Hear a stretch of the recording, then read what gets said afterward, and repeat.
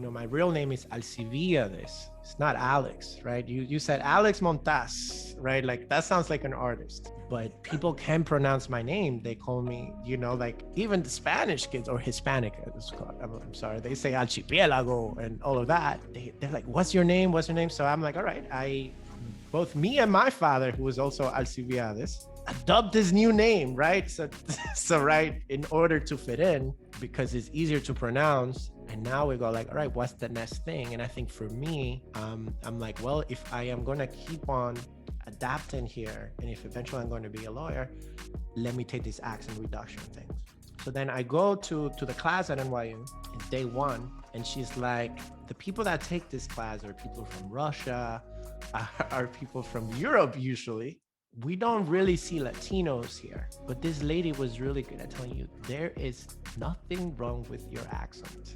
In fact, it gives you color. It gives you a bit of flavor. I think you can be successful with your accent. You can stay in this class if you want to. Remember, now we're talking about 2003, 2004, very different era than here. But she says, I think you can do this without. And then I go back and I have a conversation with my father. My father goes like, you're always going to be tall. You're always going to be black. We always talked about the appearance. Maybe you can not just give them something to look at, going back to the shape up that I got for you today. Let's give them something to hear too. So that's how you're going to be differentiated. And that was it. We let go of the accent classes.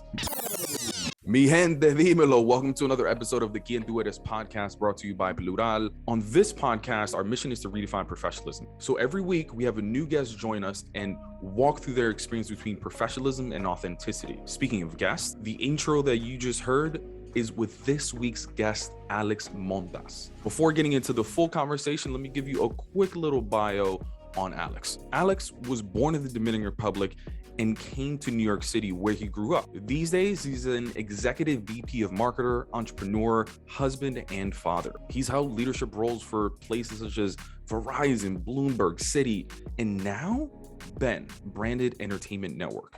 Throughout his career, he has executed campaigns with brands like the NFL, the NBA, Warner Brothers, among a bunch of others. Outside of work, he enjoys a good mangu, ya tu sabe, marketing chats, and saying de lo mío as much as humanly possible.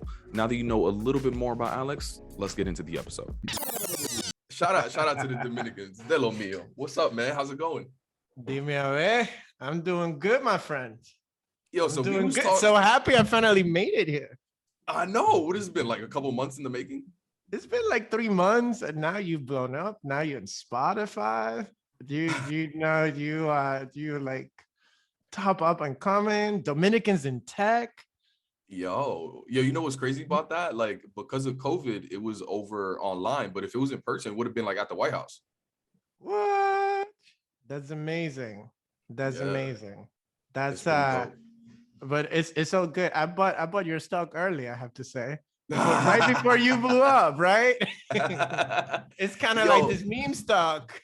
You get in right beforehand. But it's funny because we were like chatting offline about a bunch of stuff, and eventually we were like, yo, these are too good. Like we gotta start recording. So let's start where we always start with, like authenticity, right? Like what does that word mean to you? Such a buzzword. Authenticity is two things. Is for me, and that may be because I'm a little bit older. I'm like your previous generation. It's something that you earn. So I always felt like, man, like I gotta be so good so I can be more authentic, so I can be more myself. And then that's the second definition, keeping it real, being yourself. But as I was thinking about coming up on this podcast, I was thinking how for me, authenticity was like, earn the right to be myself versus you guys coming up that, man, you're just yourself out from the get. And I'm like, I'm loving it. But your boy had to earn that, right? your boy had to, like, when I started working, I had to wear a suit to go to work, right? And that's how things worked out. It was before the startups and all of that. And for me, it was always something that, if you become good, if you become the boss, if you become whatever it is, whatever it is, you get to be yourself. So that's maybe that's the long and short answer of what I feel is authenticity, is kind of trying to bridge that gap in between what you have to be to function in society and who you really are. Tell me about that earn piece though. Like, is that something that someone told you, or is that something you just told yourself? Like, if I get to a certain point, then that's finally when I'm going to be myself. I think it was implied that, when we go to work, when we go to school, we had to be something different than what you are at home. Probably a mixture of society, and probably a mixture of my parents, probably a mixture of my teachers, their expectations, bosses, right? Like I think I told you the anecdote when we first met that I had a boss that told me, listen, you're really, really good. You just gotta soften the rough edges, because I'm passionate, right? Like I'm a passionate Latino, like for example, when I see like Pedro Martinez tip my head to the Yankees, I call him my daddy. So I'm like, that's my father right there, and all of that, right? Like that bravado kind of thing, which I was told if I wanted to succeed, I had to be like that kind of level, right? When you're Pedro Martinez level good, then you get to say that stuff, right? Kind of situation. So I think to answer your question, definitely society, definitely teachers growing up. I was always kind of like a smart kid, and was like a smart kid that got in trouble, like I would, like in high school, like I would cut class, but then I would come in and I would get like 100, and that was a thing. And like there were a few teachers that were like, you know what, do your thing. We got you. You don't got to come. Just keep on scoring. Other people got rankled the wrong way, but I went to NYU, for school. In the first semester, it was definitely that same thing. Like, okay, do I keep it authentic or do I fit in, right? Because it's like, even then my English was still up and coming, right? That's a nice way to say, like, I had an even thicker accent than now. And I want to say in the first week, like one of my teachers was like, saw me talking, like a few girls were actually, I don't know, trying to talk to me or whatever. The teacher reaches, like points me out of class. Alex, let me talk to you after class, right? Um, you're in college, freshman year, the class stops, right? Like nobody knows who the heck this kid is. The teacher talks to me after class and he goes like, hey man, do you know this person from the hood? What? Exactly. I'm like, what hood are you talking about? But I understood right there and then that the move is not to like go like, what are you talking? This is way before BLM and all of this anti-racist kind of things. I'm talking about like 2005, But who? earlier actually, right? And like, right, like we don't have the understanding and the self-awareness that we have now. But this is me freshman year at NYU, and going back to the theme of me, I got so upset that the only way for me to get back to this dude was to get an A on his class. And I was going to be so good that not only did I get an A, but then I took him the next semester. And now he knows who he's dealing with. And I remember he's like, okay, I know who this guy is. And like by the second semester, he was returning a test to me. And he goes like, oh, 99. I said, oh, this is the wrong test. Sorry, Alex. This is the 110. Because for me, the way to get back, the way to like actually then like be able to talk and be myself was by like proving these people, listen, I'm at your level, but the fact that I do all of these other things, I dress this way, like I had an Averex jacket. I don't know if you remember those. Yeah. I had an Averex jacket and all this other stuff. This is way before I graduated 2005, actually. So this is like maybe early 2001. Gucci sweater, right? Yeah. Like all this other stuff, right? And I'm like, all right, I'm gonna kick ass. I had the Air Jordan 11s at those days. Oh, classic. This will come back. I remember the J's, right? Because as we think about authenticity and how you lose that, I remember, man, I had to switch it up in order to like, be able to still do my thing. So I learned very early on through occasions like that if I kick ass, I get to do things a little bit more my way. So Yeah. that's the long and the short of it. No. That makes sense. And I definitely want to get into NYU later, but it's interesting you mentioned, we're talking about authenticity and certain expectations that had on you. You spoke about at school, like growing up, but also with family, right? And I think family is so interesting because they have such an influence on expectations and what they want us to be. Like, tell me a little bit about when you were growing up, like, what were some of those expectations you think you had on that put on yourself? It was interesting. I come from, I come from very traditional Latino parents, right? But for me, it felt like, like I hear there's this term about tiger parents and things like that.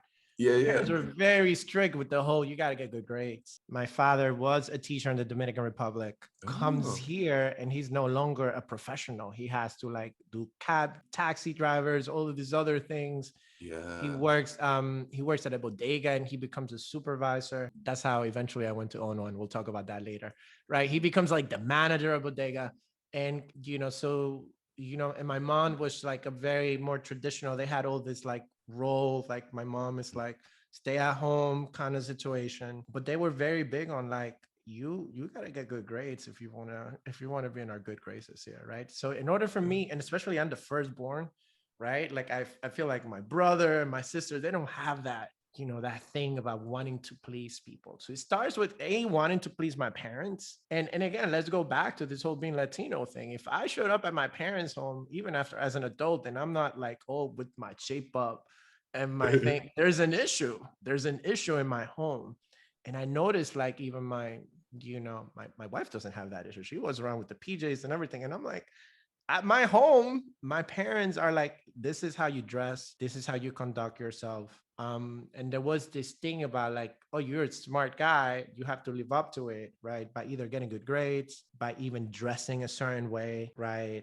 And just adopting this stance that was very much like a Dominican thing.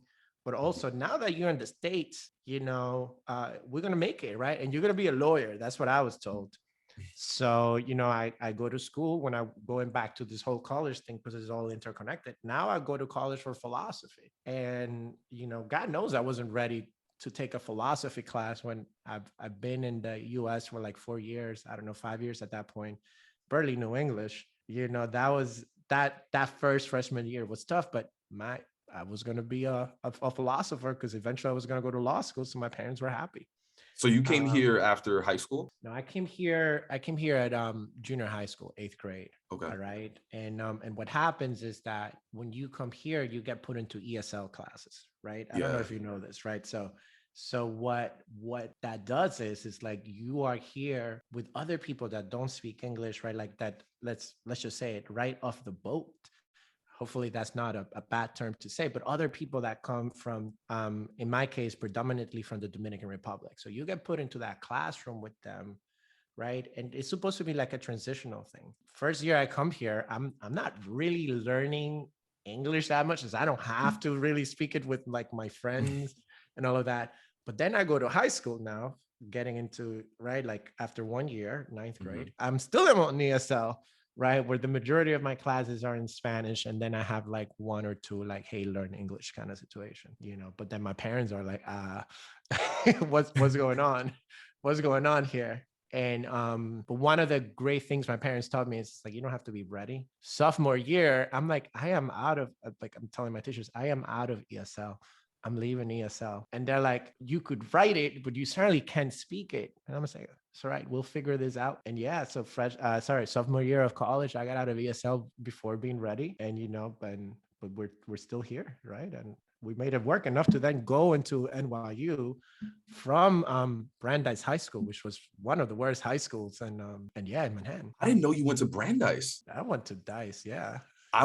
So I grew up not too far from there. Really? It's like 80, Brandeis is on like 83rd. And I went to Yeah, yeah, school. yeah. Well, I went to middle school on 96th Street in Amsterdam. It's a Catholic Nice, school. And nice. then I went to high school in the Bronx, but I lived, and my mom and I still live there on 88th in Amsterdam. Okay. It's just like this tall projects building. But I have one of my best friends growing up, his family used to work in Brandeis, and the stories they would tell me, yo, like I'm talking about, they used to like throw security guards through glass. Like they had the metal detectors, they had all of those things. It was one of those Did they schools. have a metal detector? Oh No. man. Yeah. Yeah, I went through all of that. Yeah. What was that like? It was interesting, right? Because to every disadvantage, there's an advantage. I come in, I think I tell you, as an ESL thing. And again, I remember first year for me, now we're talking about like late 90s. The first year, apparently they allowed adults, people older than 18, to be in the same class with you. So I'm in like freshman year was, I should say, it was a shit show because I'm in class with like 21 years old or whatever. That was the last year they allowed people to do that. But yeah, I had this experience where you're going in through a metal detector. You know, there are fights, there are gangs, right? Yeah. There were, you know, Latin Kings, there were Bloods, there were things. Yeah. I had no idea what this all are. I don't know if I think they're still around, right? But you come in and you're really exposed to these things. And as somebody who's like trying to maintain their way, you know, going back into like my parents' good influence and all of that, you know, that's definitely like the negative because you got to navigate that, right? You got to navigate all the situations.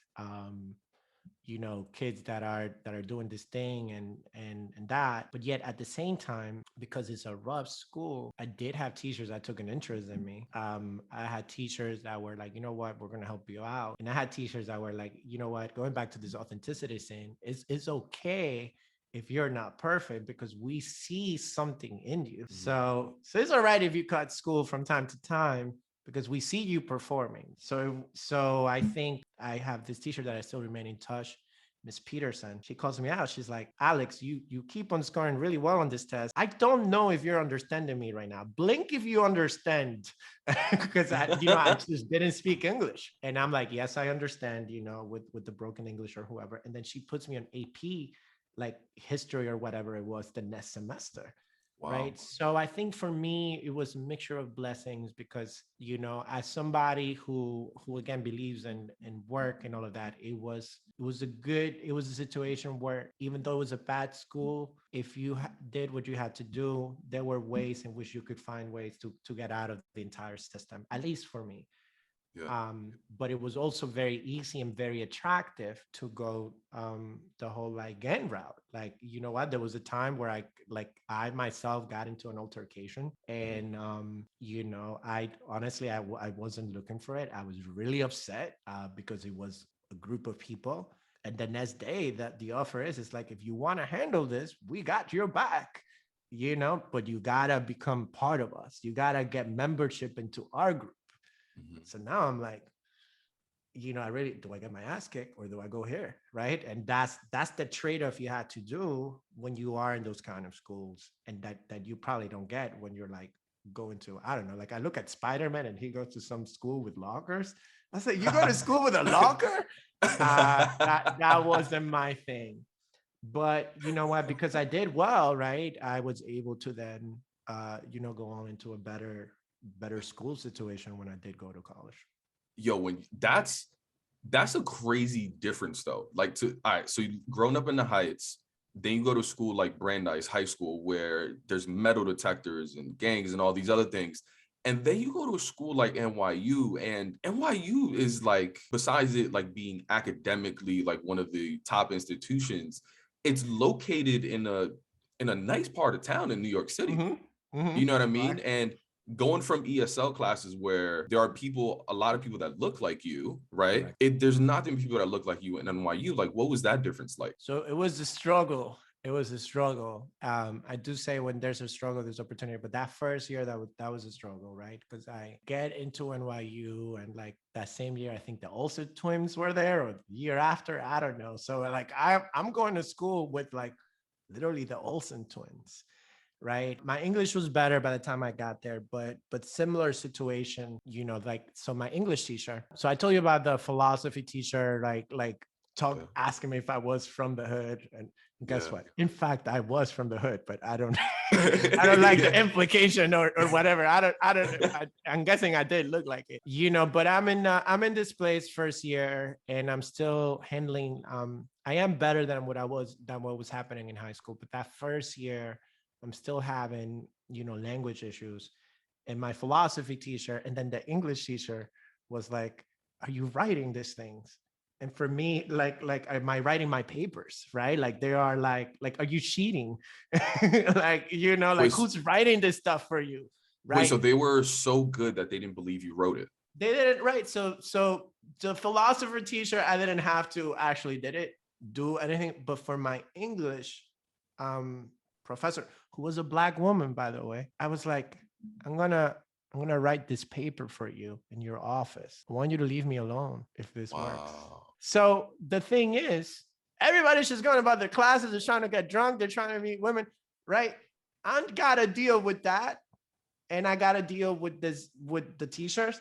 And then guess what? At the end of the day, I was still commuting back to my house, right? I'm still commuting back to the Heights. So for me, every day I'm going from these two very different places where I have to learn how to navigate.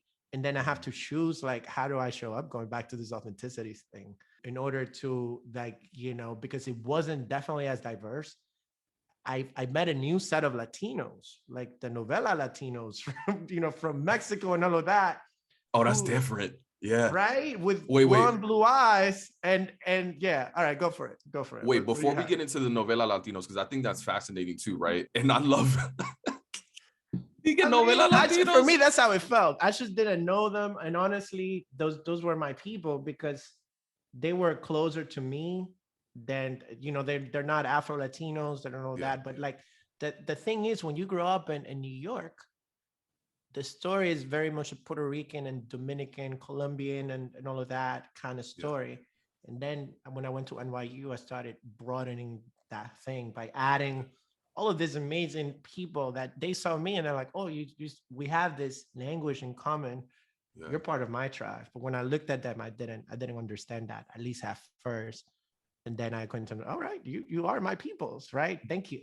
Go back to the paper though. Like, what did it feel like in that moment? Because on one side, I'm sure you felt like I'm receiving praise for my paper, like I was doing well, but at the same time, it was, they don't believe me, right? So I'm sure on one side, it was like, oh, this is cool. But on the other side, it's like, what, huh? Well, you start doubting yourself. That's the first thing, and in hindsight, that's a struggle other people didn't have. Right. So I go to school, I have this struggle, and it felt like everybody else was very relaxed. You asked me what was the difference. I wasn't as relaxed as the other kids that didn't have to do this thing because, at the end of the day, Brandeis didn't quite prepare me for NYU. But shout out to NYU. I went there twice, but, they had tons of things that I needed to take in order for me to catch up to that level, right? So I needed to do workshops, after school this, or tutoring that was provided for free. Yeah. And for me, those were extra efforts that, eventually paid off. But it felt the short answer to you is like, that's extra work. Yeah. But it also goes back to the indoctrination. Like, listen, if you want to be here, this is how we do things. This is how we talk. This is how we do X. This is how we do Y, which I don't know if you have now, right? But I'm talking about early 2000s. I had to deal with that. And that's another way in which we go, like, you know what? There's a way in which you do things, like advocating for yourself, right? Like going to the teacher and like fighting for class. And when I saw the other kids do it, I had no idea about that. You should sit down, you do what you got to do, you do what you're told. That's what my culture tells me. Yeah. Hopefully you'll be rewarded. But I'm learning in real time because you know what, like I just didn't learn that in my old school. That's one of the ways in which all of that felt. Didn't they also ask you to take like an accent reduction class too? Oh, good callback. No, so actually they didn't ask me.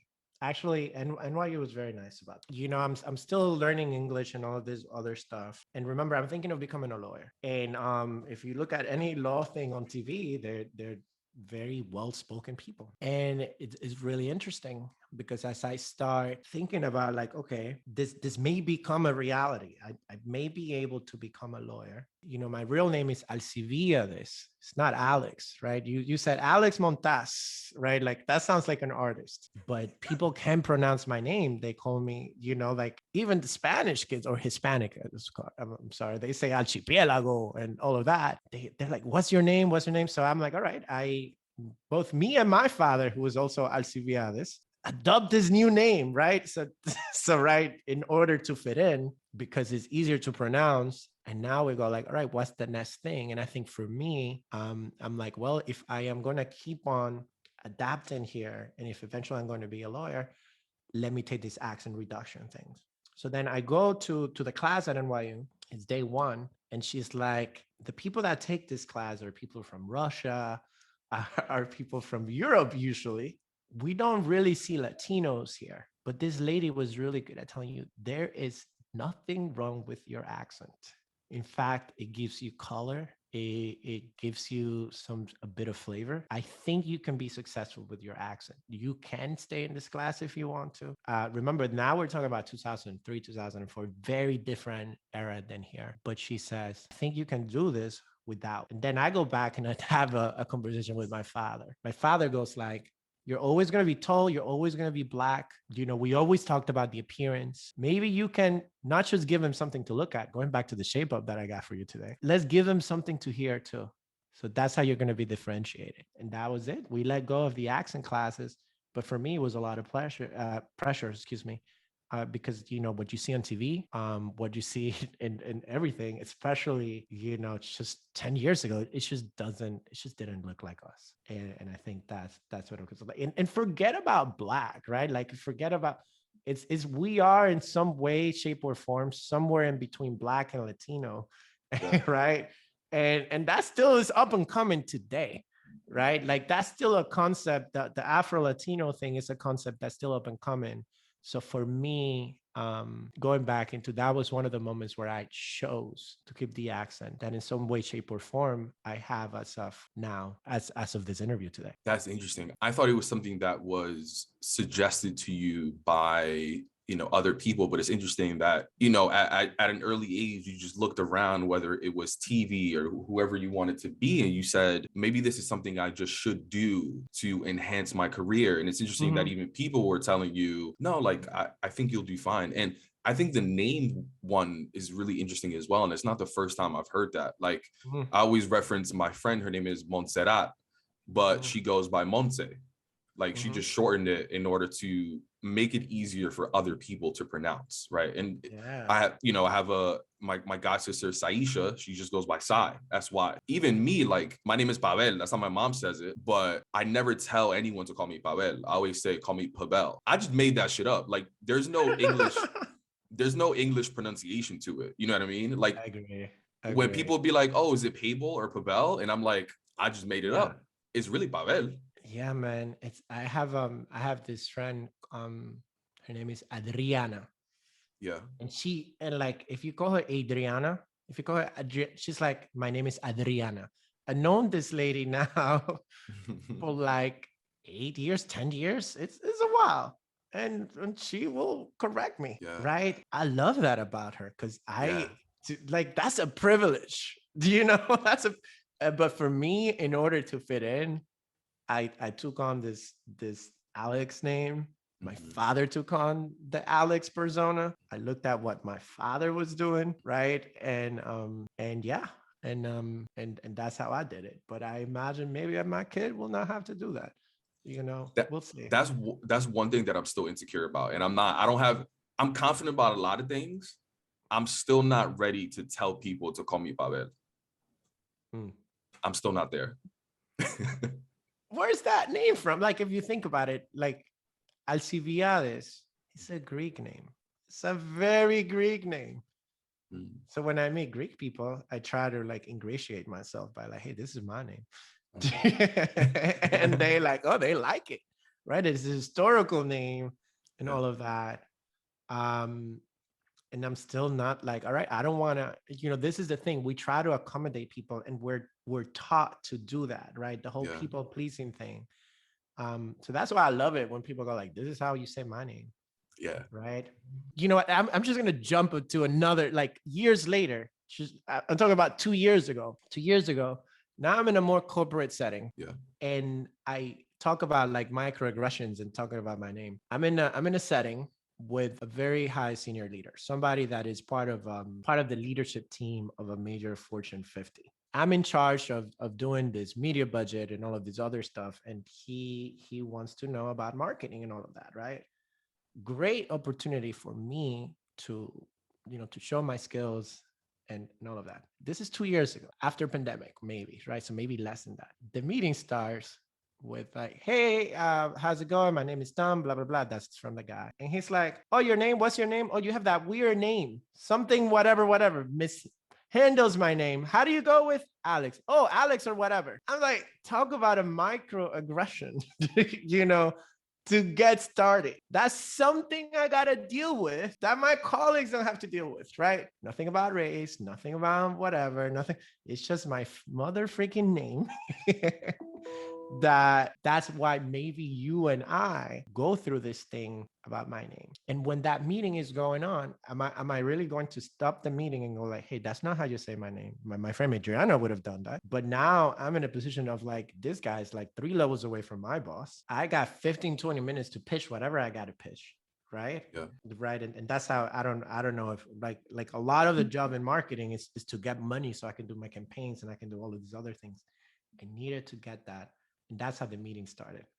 Yeah. So, I think the next day, I tell my boss, it's like, hey, just so you know, that wasn't cool. She's like, I know. I've been meaning to talk to him about it or whatever, or I wish I would have done something. By the way, I don't know if his name is Tom. So I'm just for, because I don't want you to cut this out. Yeah. It's a good guess. Yeah. But she was like, I've been meaning to do that. And I think it's amazing. She had good intentions. But I think now as I become a leader for my team, I have people working for me and all of that.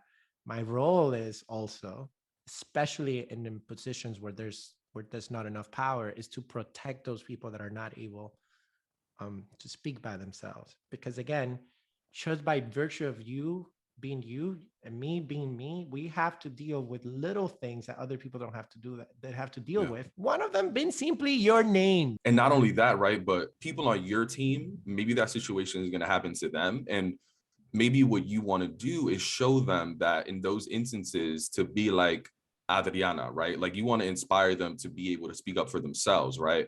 But there's risk in that, right? Like going back to your example, you have maybe like 20 minutes in being able to present like a bunch of slides that you need to communicate. Like, are you going to take 5 minutes out of that will then impact your job? And maybe you speaking out, you're going to be labeled difficult to work with. You're going to be labeled aggressive. You're going to be labeled all these things. And then what? Maybe I'm making this up, right? But like worst case scenario, you may eventually lose your job. You have a family. You have like children that you have to support and all those things, right? So tell me a little bit about some of those fears and anxieties, like in that moment of like your decision making on what to do. Oh man, I have an even more straight up story.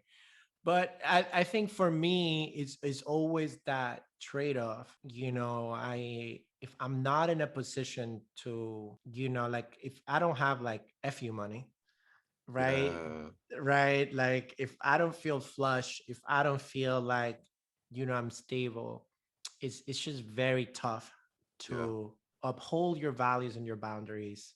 Yeah. In a way that doesn't directly hurt you. And then let's go back about the principle of us being Latino, right? Like you mentioned my direct family, my wife, my kids, but there are other people, there are all other extended people that depend on me, right? So I always think about, my sister works, my brother works, but I am their last line, right? Like if something happens, right? Like it's just like I have other people that in the back of my head, I'm their safety net. So I was like, I can call this guy out, taking it back to the story. I don't think I would have gotten fired, but what I do think happens is that the more realistic thing that happens is like, I'm not allowed to go to the meetings with this guy, or I'm not allowed to pitch. I'm not allowed to, which is honestly is almost as consequential because guess what? Your boy is going to the top, right? Yeah. What it is true is that, right? Like I'm going somewhere. And in order to do that, right? Like I know, for example, like women have a lot to deal with and they have to do all of that. But I think as a person of color, you have all of these microaggressions, right? That even as a male, like I get a whole bunch of that and I have to just literally say, not today, Satan. And then also, honestly, I've had, again, very recently, within the last 3 years, situations where I had just been a tiny bit more assertive, not even aggressive, and it has blown back on me in very high levels where I'm like, oh, I'm the boss now. Right. And it still has come back and bit me just because I was a little bit more direct and assertive. And the Tell me interesting about that. thing is, well, in the same workplace with the same boss, I want to say 6 months later, I'm in the situation where I hire a creative agency. You're in marketing, right? So we can talk about that, right? So for those of you interested, right? Like if you guys watch Mad Men, maybe I'm Asian myself, right? But the function of an in-house marketer is to increase revenue by increasing demand of whatever product or service you're selling. And in order to do that, you hire internally, right, some of your team. But for things that you don't do often, such as an ad, right, or something like that, you go out externally and you do an actual, like, I am going to do a TV advertisement kind of situation. So I go and I hire an agency that was, semi-popular, up and coming, but like it's known. I hired them, by the way. This is key. I hired this agency. They come in and they pitch not just to me, remember, but now we're talking about leadership at a high level, and they suck. The pitch sucks, right? So we go back, we give them feedback. My boss gives me feedback. They go back, they pitch again. Sucks even worse, right? And we have like 2 months to pitch this thing. My boss pulls me to the side. He's like, Alex, I need you to fix this because, we're going in front of people. The people are not just marketing people, right? Like now you got finance, you got this thing. You have to get cross-functional alignment because we're trying to do this thing that had never been done before at that company. Because though it's a Fortune 50, right? We're pushing boundaries. So I go the next day or whatever it was, I tell the agency, if we are going to get through the next meeting, this is what needs to happen. And I am sorry, I cannot allow you guys to get feedback or like this is the message you need to deliver. This is what they want to hear. You got to do X, Y, and Z. There were some like, but X, but A, but B, but C. And I'm like, no, this company is only expecting X, Y, and Z. I hired you guys, and it is very important that we get through the next meeting. They take my feedback, they go to the next meeting, passes with flying colors. Then I get a phone call the next day from my boss. She's like, Alex, this guy from this agency came to talk to me that you talked them off, that somebody on their team feels really like offended at the way you spoke to them. And in my head, I'm like, I hired this agency. This agency goes above my head and I'm the head of media. I'm the one that manages the marketing budget. I am trying to save their neck. And they go and they complain to my boss. Let me tell you the fear that I felt, right? It's kind of like the equivalent of like, somebody calling the cops on me. That's how I felt. Somebody called the cops. And my boss was like, interestingly enough, Alex, I remember 3-4 months ago, we had a conversation about you being aggressive and you telling me how like, that is a very fine dance you have to dance, right? Because it incorporated, like you have to be aggressive.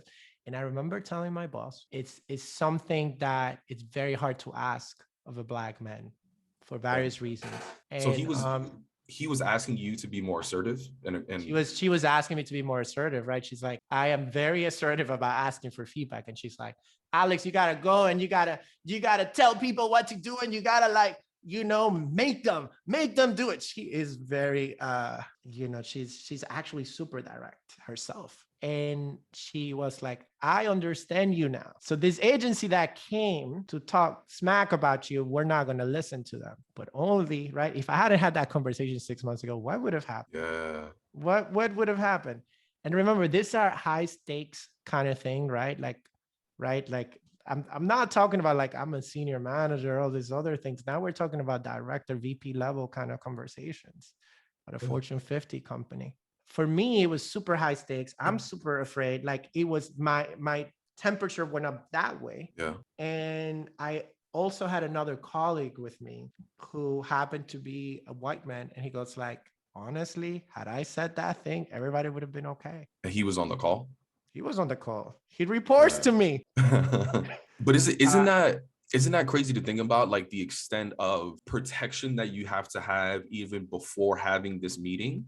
Like you almost got to think about like, I need to educate my manager on the dangers of being assertive, right? Like, hey, you're telling me to do this and that. Like, let me warn you, if I do this, I may get this feedback, right? And also like, imagine you had that call and you didn't have someone else on the call that heard the conversation. Correct. That you didn't have a witness. Correct. Like that would have been imagine you didn't educate them and you didn't have a witness. Correct. So, and again, let's go back to when I said, I'm at NYU and these are things I don't have to deal with.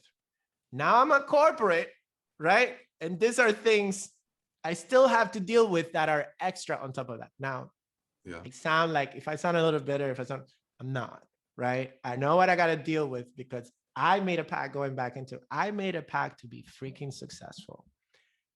99% of people that I meet out there are kind of cool, right? Like, I mean, they have other things, they whatever, or all of that, but it's this 1% out there. And this was supposed to be a very hip agency. This was supposed to be an up and coming agency. And again, I'm not saying I'm not capable of offending people. We all are in our bad days. Come and talk to me. Yeah. It's kind of like that same concept. Like, why would you call a cop on a black man?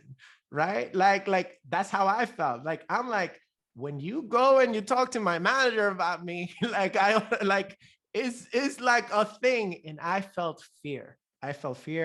I called my mentors. I called my I called my, coach. I called everybody.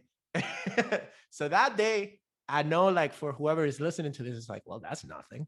But let me tell you, the fear that I felt, my daughter was like one at the time for my livelihood. And then the next day, thankfully, my boss was like, it's all good. But for us, little things can escalate, if that makes a lot of sense. I completely agree. Similar situation happened to me, and I'm getting goosebumps thinking about it because I remember being at Facebook and it was like this dream job for me. And then I had a similar experience where my coworker on my team went to my manager to share the feedback and didn't tell me. So in my head, I was also very fearful of like, oh my God, this is my first year. I haven't even gotten a performance review yet. I'm already getting this feedback.